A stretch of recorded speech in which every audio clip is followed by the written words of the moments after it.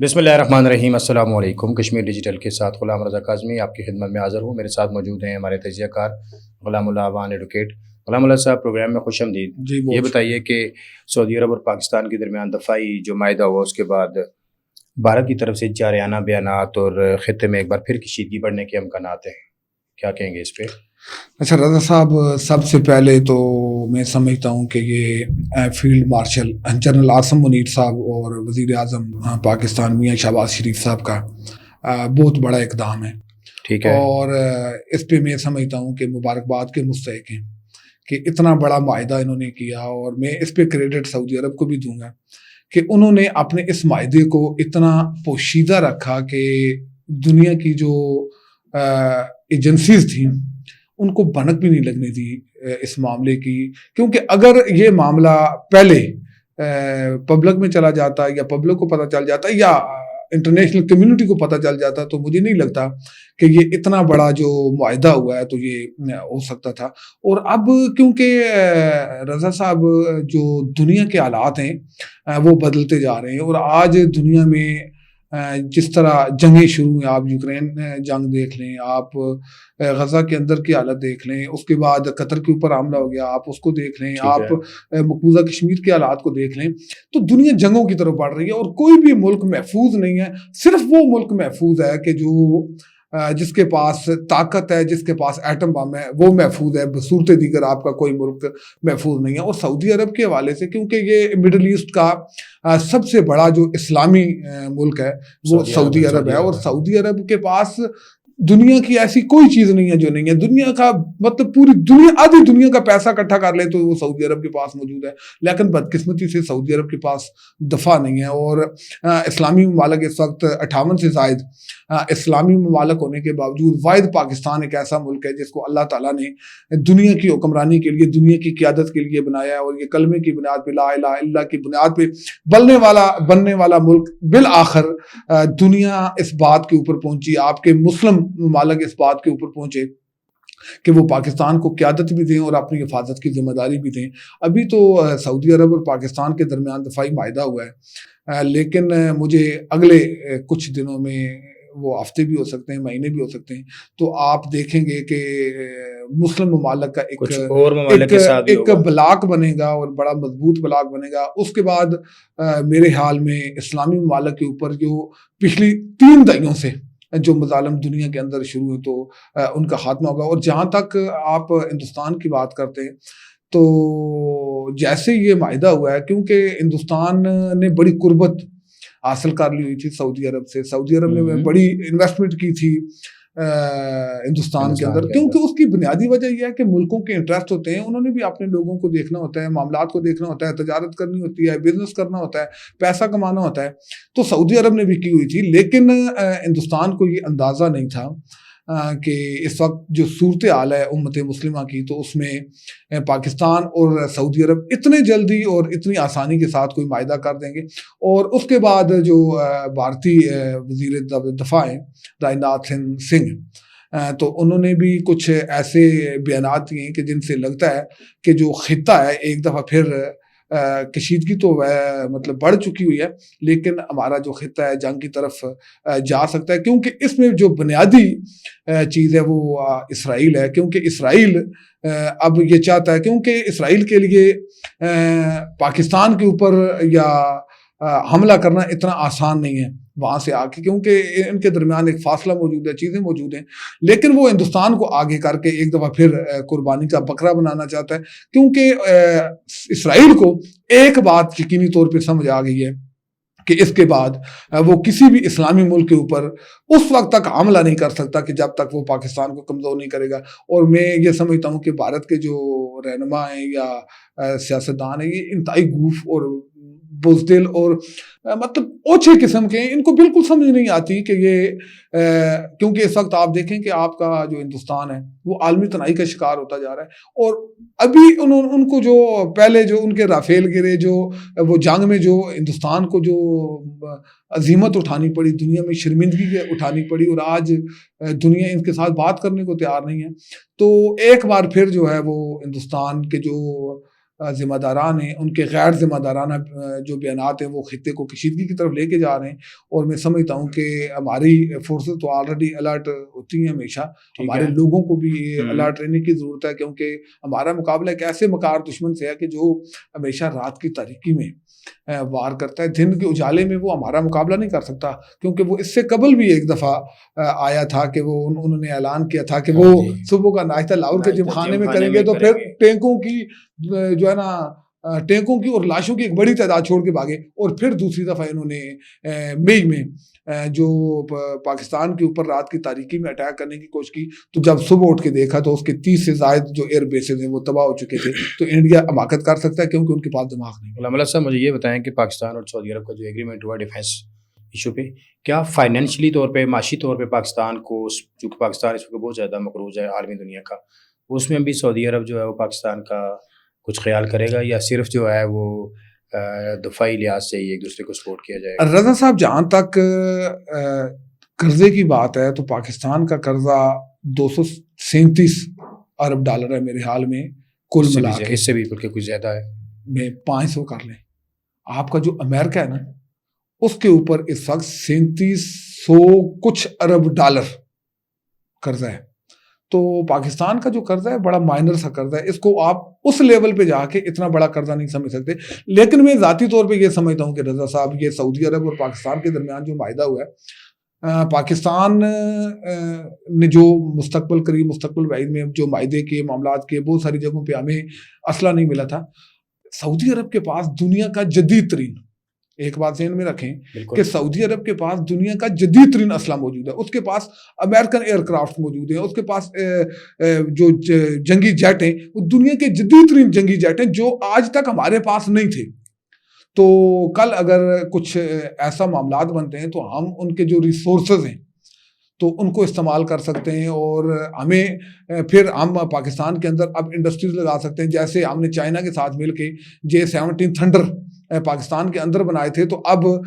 مجھے لگتا ہے کہ ہم سعودی عرب کے ساتھ مل کے پاکستان کے اندر ایسی کچھ انڈسٹریز وغیرہ بھی لگیں گی جس میں ہم اپنا اب اسلحہ تیار کریں گے, اپنی چیزیں بنائیں گے. تو یقینی طور پہ اب جو عرب ممالک ہیں, میں سمجھتا ہوں کہ وہ پاکستان کی جڑوں کو مضبوط کرنے کے لیے اپنا کردار ادا کریں گے. قرضہ اترے نہ اترے, پاکستان معاشی طور پہ بھی مضبوط ہوگا, اور فزیکلی بھی جو ہے نا بڑا مضبوط ملک بن کے سامنے. یہ بتائیں کہ انڈیا نے جو ہے اکتوبر میں پاکستان اور آزاد کشمیر کی جتنے بھی سرحدیں ہیں یہاں پہ ڈرون مشقیں کرنے کا اعلان کیا ہے. یہ ڈرون مشقیں کرنے جا رہا ہے یا ان کی آڑ میں کچھ اور اس کی پلاننگ ہے؟ رضا صاحب, بڑا زبردست چیز آپ نے آج پروڈیوس کی ہے. میں بھی سوچ رہا تھا کہ اس کے اوپر ہمارے جو نیشنل اور انٹرنیشنل میڈیا پہ ہمارے تجزیہ نگار بیٹھے ہوئے ہیں یا ہمارے بڑے بڑے لوگ بیٹھے ہوئے ہیں, وہ پتہ نہیں کیوں نہیں بات کر رہے, اور ان کو کرنی چاہیے. ہندوستان نے یہ بنیادی طور پہ ڈائریکٹلی پاکستان کو تھریٹ کرنے کی کوشش کی ہے, اور یہ آپ بظاہر جو ہندوستان نے اناؤنس کیا ہے کہ ہم ڈرون مشقیں کریں گے, تو یہ ڈرون مشقیں نہیں ہیں, بلکہ ان کی آڑ میں ہندوستان اکتوبر کے مہینے میں ذاتی طور پہ سمجھتا ہوں کہ کوئی مس ایڈونچر کرنے کی تیاری کر رہا ہے, کوشش کر رہا ہے. اور یہی وجہ ہے کہ اس کا جو سابق سیکرٹری خارجہ ہے اس نے بھی اس طرح کا بیان دیا ہے, اس کا جو وزیر دفاع ہے اس نے بھی اس طرح کا بیان دیا, اور ہندوستان کے اوپر اس وقت بہت انٹرنیشنلی بہت پریشر ہے, اور ہندوستان کے اندر ہندوستان کی جو گورنمنٹ ہے اس کے اوپر ان کے مقامی لوگوں کا بہت زیادہ پریشر ہے, اور وہ اس پریشر کو اتارنے کے لیے کچھ نہ کچھ غلط کی راہ پہ جا رہے ہیں. اور ایک یہ جو ڈرون مشقیں, میں نہیں سمجھتا کہ یہ کوئی مشقیں ہونے جا رہی ہیں, تو اس کے لیے ہماری قوم کو تیار رہنا چاہیے. آزاد کشمیر کے حوالے سے ہندوستان نے جو بیانات دیے ہیں, میں سمجھتا ہوں کہ آپ کا جو آزاد کشمیر کی لائن آف کنٹرول ہے یہ غیر محفوظ ہے, اور ہندوستان کے مس ایپ کے لیے یا ہندوستان کی کسی بھی حرکت کے لیے ہمیں پہلے کی طرح تیار رہنا ہوگا. اور اگر ہم تیار نہ ہوئے, کیونکہ اب کی بار ایک بات ذہن میں رکھنا ہے آپ نے کہ یہ جو ڈرون مشقیں یہ ہندوستان اکیلا نہیں کر رہا, یہ اسرائیل کے ساتھ یہ اسرائیل کے ساتھ مل کے کر رہا ہے. تو اس دفعہ جو ہمارا ڈائریکٹ مقابلہ ہوگا, کیونکہ اسرائیل یہ کیونکہ ہم نے جو ایران جنگ میں کھل کے اسرائیل کی نہ صرف مخالفت کی بلکہ ہم نے ایران کی مدد کی, اور اس کے علاوہ جو قطر کے اوپر جو اسرائیل نے حملہ کیا تو ہم جس طرح کھل کے سامنے آئے اور آج اسلامی ممالک ایک بلاک بن رہے ہیں، تو ایسی صورتحال میں آپ کا جو اگلا مقابلہ ہے وہ صرف ہندوستان کے ساتھ نہیں، کیونکہ ہندوستان آپ کے ساتھ مقابلہ نہیں کر سکتا۔ جنرل آصم منیر کی قیادت میں آپ کے پاس دنیا کی بہترین اور جدید ترین اور جیتی ہوئی فوج آپ کے پاس موجود ہے۔ ہندوستان آپ کا مقابلہ نہیں کر سکتا اس وقت تک کہ جب تک اسرائیل، اس کا جو بغل امریکہ کا بغل بچہ اسرائیل ہے، وہ اس کے ساتھ نہیں ہوگا، اور یہ اسرائیل اور انڈیا مل کے کچھ مس ایڈونچر کی طرف۔ اچھا، میں اسی طرف آ رہا ہوں، چونکہ بھارت اس وقت دنیا کے اندر تنہائی کا شکار ہے پاکستان کی بہترین خارجہ پالیسی کے باعث، کہیں ایسا تو نہیں ہے کہ وہ اپنی تنہائی کو دیکھتے ہوئے یہ خفت مٹانے کے لیے پاکستان کے ساتھ کوئی مس ایڈونچر کر کے تو اپنی عوام کے اعتماد حاصل کرنے کی کوشش کرے، چونکہ عوام کے اندر تو اس وقت یہ شدید ترین اعتراضات اٹھائے جا رہے ہیں ہندوستانی فوج کے اوپر، ہندوستانی گورنمنٹ کے اوپر۔ رضا صاحب، آپ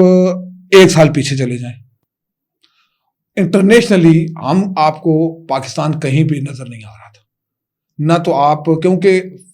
ہر وقت میں ہمیں مڈل ایسٹ نے مطلب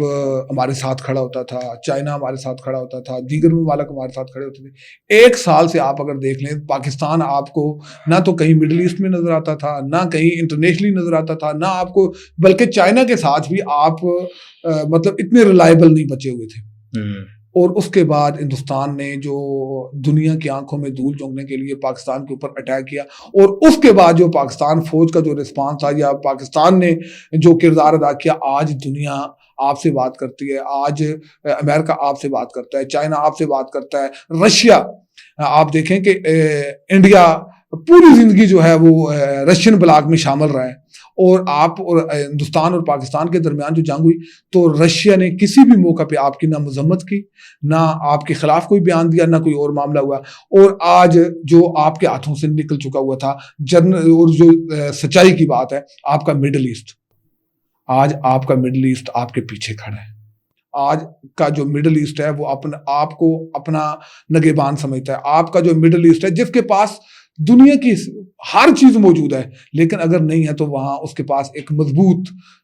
منظم فوج نہیں ہے، اور ایک مستحکم مضبوط اور ایٹمی پاکستان جو ہے وہ اس وقت نہ صرف مسلم ممالک بلکہ دنیا کی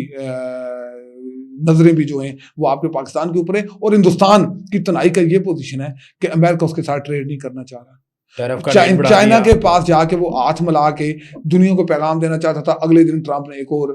کارڈ کھیل دیا۔ رشیا کے پاس گیا تو رشیا نے بھی، کیونکہ رشیا کے لیے بھی ہندوستان اب قابل اعتماد اس لیے نہیں ہے کہ جب مشکل وقت تھا، ہندوستان نے جو تیل خریدا نا، وہ رضا صاحب جس کے بارے میں ٹرمپ کہتا ہے کہ یہ روس کی مدد ہے، انڈیا نے اپنے پیرامیٹر کے اوپر، اپنی شرائط کے اوپر وہ تیل لیا اور بلیک میل کیا رشیا کو۔ تو آج رشیا کے ساتھ صرف اسرائیل کھڑا ہے، وہ بھی آپ کی دشمنی میں کھڑا ہے، ہندوستان کی محبت میں نہیں کھڑا۔ تو ایسی صورتحال میں ہندوستان سے آپ کچھ بھی توقع بھی کر سکتے ہیں اور کچھ بھی اس کے بارے میں سوچ سکتے ہیں کہ ہندوستان اپنی تنہائی کو ختم کرنے کے لیے اور اس کو اندرونی طور پہ اس وقت شدید ترین مزاحمت کا سامنا ہے۔ کئی ریاستیں ایسی ہیں ہندوستان کے اندر جن میں شورشیں برپا ہیں، اور ہندوستان کی کئی ریاستیں ایسی ہیں کہ جو اگلے 1 مہینے 2 مہینے 3 مہینے میں جو ہے وہ